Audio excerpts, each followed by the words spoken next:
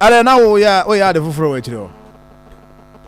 Na obi kasa mo ma adwuna masofa. Una di story echi. Unu ya manum ne unu ya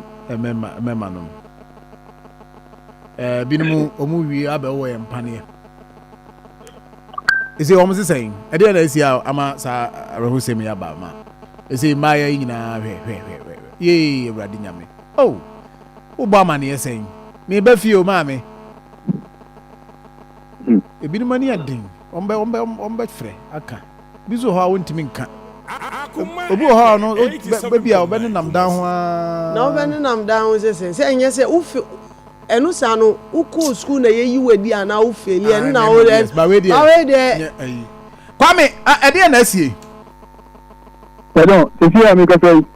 uko Tafo Nhyiaeso Royal Nursing College emergency meeting koso de dende na we no enwa na ta closure we eba ye Ghana Tertiary Education Commission for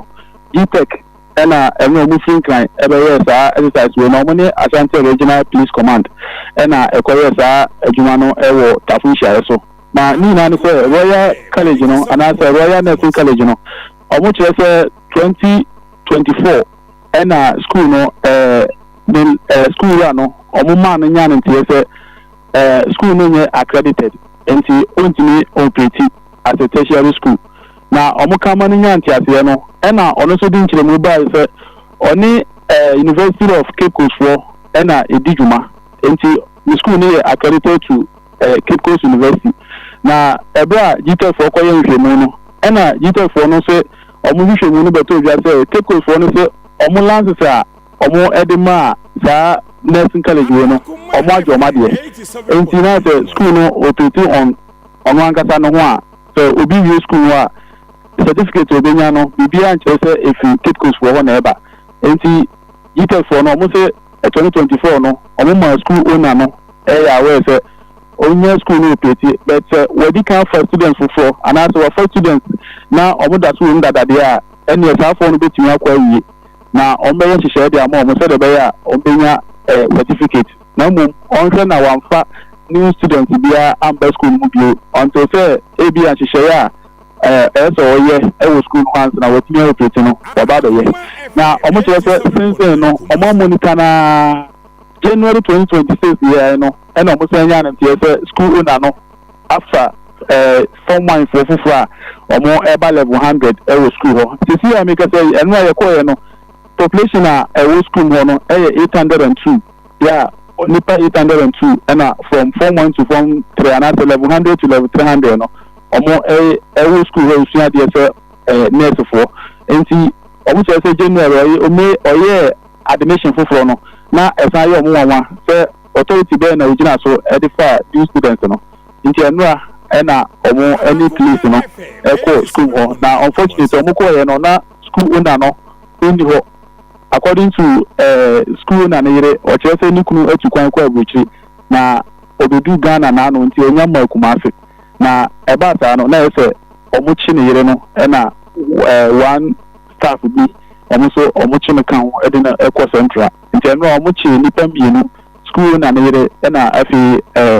administrator ba ko ono so school mo omuchi ne kan ho na omusan na so ma students no ya we say school ni accredited enti say what the school mo na what is your dey say o level 100 and level 300 ko na we school na we no certificate bia eno ni kire say bia wa ko school we enti dey tell me say obi an ko fie na eno announcement no ba as a base year 12 mo no say na ayisu e school ho na enya sem ketwa nti students ni bi say ebinom omo kire say kwan a omo fa so a omo ti advert omo boy school mo ni say school director no omo kire say owo links be ewo lecturer areas ahodo bi na assembly members be tele nti the oye ni say about the five new students a odi kan the latest be ko mo ma assembly members no eka kire omo say o ba sa Royal Nursing College ona o ba o scholarship school fees e ka uchiano and answer school fees no hostel fees e uchiano say 2500 Ghana cedi ono school na no e fa mu 10% enti assembly members no na eya na omo de students no do na ebe school ho Oba Osebia no electoral area we na many students there 50 yeah me do mo ebro enti omo chere so oba first semester ne de that 30% na o kan ho asem no ebe ye adwuma na mo second semester o ko na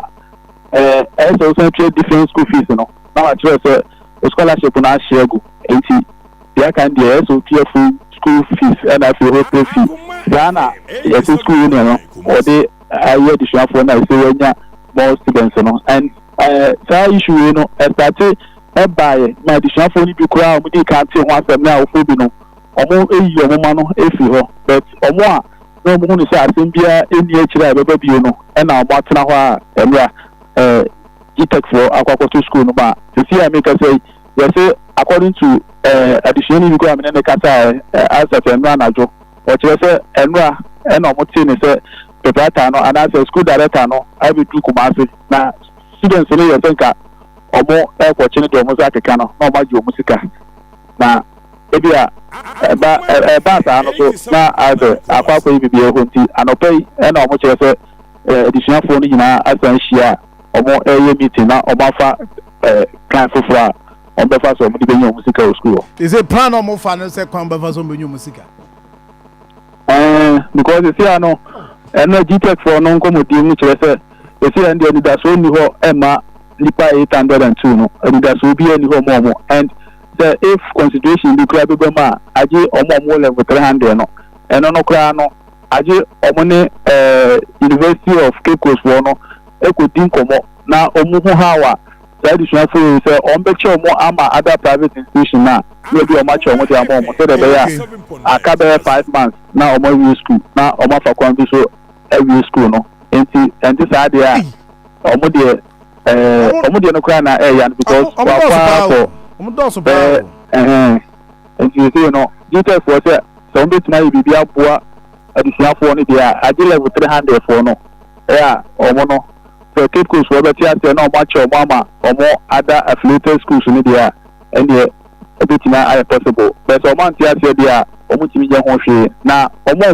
level 100 level 200 ni dey omo tia say omo ni ebida so bia bia ajo bia san eko school fufuro oba bi ope Akoma FM 87.9 Kumasi ebi omo tu kwan adri oh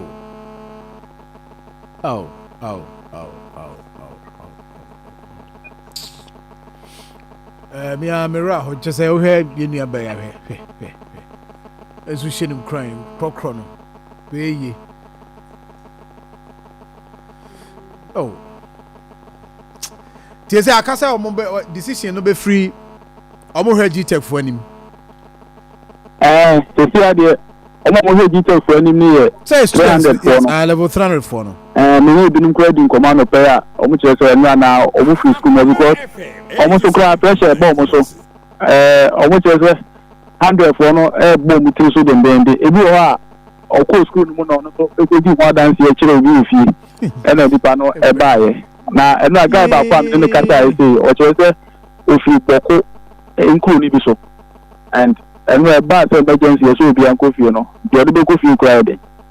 nti agwa kwa yen sem bebre and awofo ni bi after news no eba out no awofo ni bi bebre a omo ben kuma so ebi so ba school ho ya na nko be school ra no ya no pese e be follow up kakra na ya awa ebisi akọ ezi ani de school na no na omo chere so we bisi hu omo big time because as we dey na 1 year from day one kokobo no ba ene senka odi so a gan ti ya adu ba bia adu enso no students ni chere say omo ko no ko bisa no school no asem a o say bibi ani ho wa ye ni bibia na GTEC for no kra nim de omo ye eni se no ade on ba ye mo hu de on ba ye no kwame o de yenhwe ai na ye bom ase benya GTEC for no no madi nkom to de yenhwe why okay ye bom na yenyo mo ai no mbekasa kwame ebo a ana mutie ne kan Ibrahim nti dia ko wie no nti Serion yes you see Chroma e de no madi agro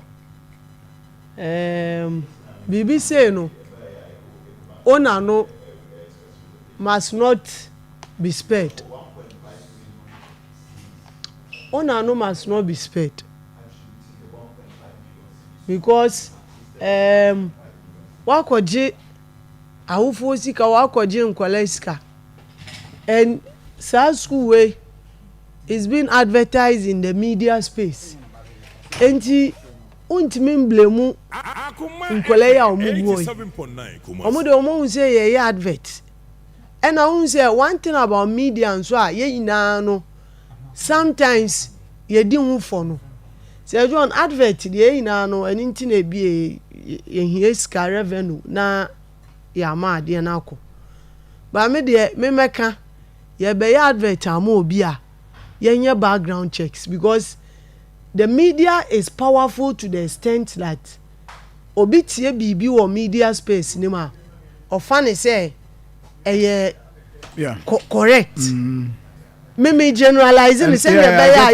it serves as lesson to us and the beya because we unim say that we advert or media space. Emma wofo akọ. Oh no, me was some way back. Maybe at that time. Awofo akọ forms e sika. Say na nka school there oh kwa maybe and say John and the Rebecca, but the reality is that me be ko school yan afi na me ka say me ko GTEC me ko yan akọhwe say ampa school ni accredited or not because me ti advert or radio so ne na wo de nkwala dodo say ya ji o musika ko school e say obi an kofi obi enim ni faith o and dodo no ye nim what will happen tomorrow ebi mo because o share ebi mo ahun ni say nipa no hope na asa o ni there esi anu from ahanu okoyin that is the problem nipa dudu esi o di o ma akogu ajiska na ye be wie ona no ye gya no ama na akosa say John we e o say echi no say you true ni accreditation to run yeah o say echi no na ne asset bia e wo no ye tonton na etimi offset normal kakra enye sika no kra a wo gine na eyo hwe years of a year wo de akotena obi wo third year obi wo second year hwe years a wo akotena ho se oje ntiti ya ade ni na akọ waste enti se ye ka se GTEC akọ ho ye hu ona ne de e wo se hwehwe no se wo so wo the relevant document what the energy you have to take it as a court and then the other court because once untimi ntinase ma yengu animas exactly I mean you should say GTEC in super free crime with collaborated with omo Kumase now of all the schools here I know sorry say o ko nko an we dey akoshatene down because of town me so say nyom nko say bebre na ho mo so mo pre enti e ba say na e pan so mo ye na omo involve media na enso e mo awofo hu say school A B and C there e so omo ni accreditation ti memfa oba enko ho say na be ya onko wasting time na you be sorry one day also detect also onko omo publish say also mo publish say schools we ntinka school no say whatever license say dear man or do operate no say and the pet or say publish say now unze omo activities we no far important than obi tiwa or the doctor to no so na wo throw letter no publish say schools go chrome ha me schools go chrome ha and I bet 2 weeks ago abrantia ba ko frame say wa ko school bi awie media schools bi wa kwa awie ne certificate ko be mfie me enso se mfie na enti na school no okon ni say evidence school da so ho da so di amount for sika o training om enti obi awie 4 years media school ana wa ko nursing school no with certificate and evidence and until so no be wie no na wonim se bibi se na ekoso enti o so wie ya na omu wie omu batch omu dey ye kom kwa omu kwa administrator say oh secretary when he was CEO of hey na fe chese afa dey fie 9 kom fie 9 the certificate no say the man and so grade ko any 6 months say 1 year it say 6 months grade 1 year so the 1 year grade 1 year 1 year wa wie And there was in there wo school ha nkwada gusemu dia trentwe gi forms new to forms yeah na I want to mean advocacy because me ma kona 4 years 5 years me certificate in my I mean amano and me can